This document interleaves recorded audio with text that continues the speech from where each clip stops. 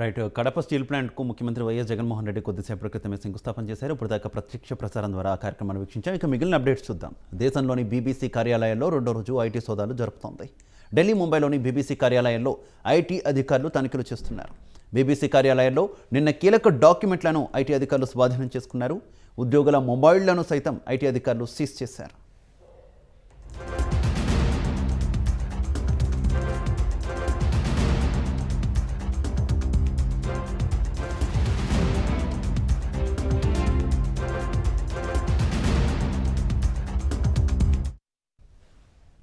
ఇటీవల ప్రధానమంత్రి నరేంద్ర మోదీపై బీబీసీ వివాదాస్పదమైన డాక్యుమెంటరీని ప్రసారం చేసింది. గుజరాత్ ముఖ్యమంత్రిగా నరేంద్ర మోదీ ఉన్న సమయంలో 2002లో గుజరాత్ అల్లర్లపై ఈ డాక్యుమెంటరీని నిర్మించి ప్రసారం చేసింది. దీనిపై కేంద్ర ప్రభుత్వం తీవ్ర అభ్యంతరం వ్యక్తం చేసింది.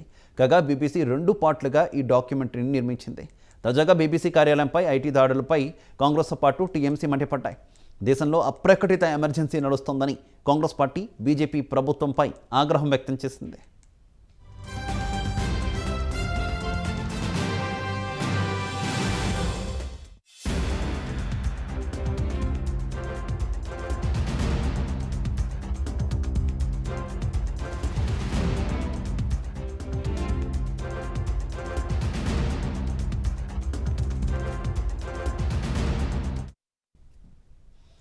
రెండో రోజు బీబీసీ ఇండియా కార్యాలయాల మీద సోదాలు జరుగుతున్నాయి. ఇక ఐటీ అధికారులు రెండో రోజు కూడా దాడులు నిర్వహిస్తున్నారు. నిన్న కూడా ఈ ఐటీ దాడులు కొనసాగాయి. ఢిల్లీ అలాగే ముంబైలో ఈ దాడులు కొనసాగుతున్నాయి. ఇక ఇదే విషయానికి సంబంధించి మరింత సమాచారం మా కరెస్పాండెంట్ శివ అందిస్తారు. శివ ఐటీ దాడులు రెండో రోజు బీజేపీ కార్యాలయంపై కొనసాగుతూనే ఉన్నాయి. బీబీసీ కార్యాలయంలో పనిచేస్తున్న ఉద్యోగుల ల్యాప్టాప్లు అలాగే వారి సెల్ ఫోన్లు, వారు బ్యాంక్ ఖాతాలు అన్నిటి కూడా స్వాధీనం చేసుకుంటున్నారు. 2012 నుంచి ఇప్పటి వరకు బీబీసీకి సంబంధించి ఆర్థిక కార్యకలాపాలకు సంబంధించి ఐటీ అధికారులు సర్వే నిర్వహిస్తున్నారు. దీనిలో భాగంగా నిన్న ఢిల్లీ, ముంబైలో సర్వే నిర్వహించారు. అంటే సోదాలు చేస్తున్నారు, కానీ నేను సర్వే నిర్వహిస్తున్నాం అంటూ కూడా ఐటీ అధికారులు తెలుపుతున్నారు. అయితే ఈ రెండవ రోజు కూడా ఐటీ అధికారులు ఢిల్లీ, ముంబైలోని బీబీసీ కార్యాలయంలో ఈ సర్వేలు అయితే కొనసాగుతున్నాయి. ప్రధానంగా చూసుకుంటే ఈ మోడీకి సంబంధించి ఎప్పుడైతే బీబీసీ డాక్యుమెంటరీ తీసి దాన్ని బయటకు రిలీజ్ చేయాలని చూసిందో అప్పటి నుంచే ఈ ఐటీ దాడులు అనేవి కొనసాగుతున్నాయంటూ కూడా ప్రధానంగా బీబీసీ చెందిన ఎంప్లాయీస్ కానీ ఇటు ప్రతిపక్ష పార్టీలకు సంబంధించిన నేతలు, రాజకీయ నేతలు కూడా ఆరోపిస్తున్న పరిస్థితి. అయితే మొత్తంగా చూసుకుంటే ఈ బీబీసీలో ప్రధాని నరేంద్ర మోడీకి సంబంధించి 2002లో ఏదైతే గుజరాత్ లో గోద్రాలు జరిగాయో దాంట్లో 59 మంది చనిపోయారు. దానికి సంబంధించి బీబీసీ ఒక డాక్యుమెంటరీ తీసింది. ఆ డాక్యుమెంటరీ సంబంధించి గడిచిన 2 నెలల నుంచి దీన్ని ప్రదర్శించేందుకు ప్రయత్నించారు. ఇటు కాలేజెస్ లో, ఆడిటోరియంలో కూడా ప్రదర్శించేందుకు ప్రయత్నించినప్పటికీ కూడా పర్మిషన్ ఇవ్వని పరిస్థితి కేంద్ర ప్రభుత్వం. ఇటు హైదరాబాద్ లో కూడా పలు కాలేజెస్ లో ఈ ప్రదర్శించడానికి ప్రయత్నించారు, కానీ అక్కడ కూడా పర్మిషన్ ఇవ్వలేదు. కొన్ని అల్లర్లు జరిగాయి, వాగ్వాదాలు చోటు చేసుకున్నాయి విద్యార్థులకు, పోలీసులకు, కాలేజీ సిబ్బంది కూడా. ఇటు జేఎన్యూ, ఢిల్లీలోని జేఎన్యూలో కూడా సేమ్ సిచ్యువేషన్ నెలకొంది. అయితే కొంతమంది అరెస్ట్ చేశారు, తర్వాత వారిని విడిచి పరిస్థితి.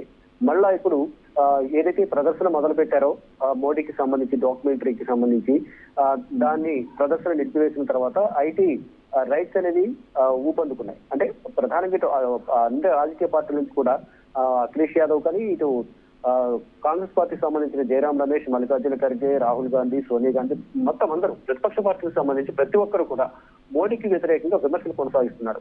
అంటే మేము ఒక పక్కన పార్లమెంట్ లో అదానీ గ్రూప్ కు సంబంధించి ఎడిన్బర్గ్ గురించి చర్చించాలని పదే పదే వాయిదా తీర్మానించడం, దాన్ని పక్కన పెట్టి బీబీసీ రూపొందించిన డాక్యుమెంటరీ వైపే కేంద్ర ప్రభుత్వం వెంట పడుతోంది, ఐటీ దాడులు కొనసాగిస్తుందంటూ కూడా విమర్శలు చేస్తున్నారు.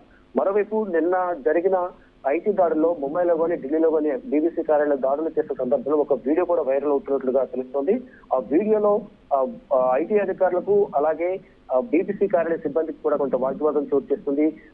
అక్కడ ఉన్న లేడీ సిబ్బందిపై కూడా, ఎంప్లాయీస్ పై కూడా ఐటీ అధికారులు కొంచెం దురుసుగా ప్రవర్తించినట్టు కూడా వారు చెప్తున్నారు. ఇక మొత్తంగా చూసుకుంటే ఈ ఐటీ దాడులను ఇంకా కొనసాగే అవకాశం ఉంది. మేము సర్వేలో భాగంగా ఈ డాక్యుమెంట్స్ స్వాధీనం చేసుకుంటున్నాము.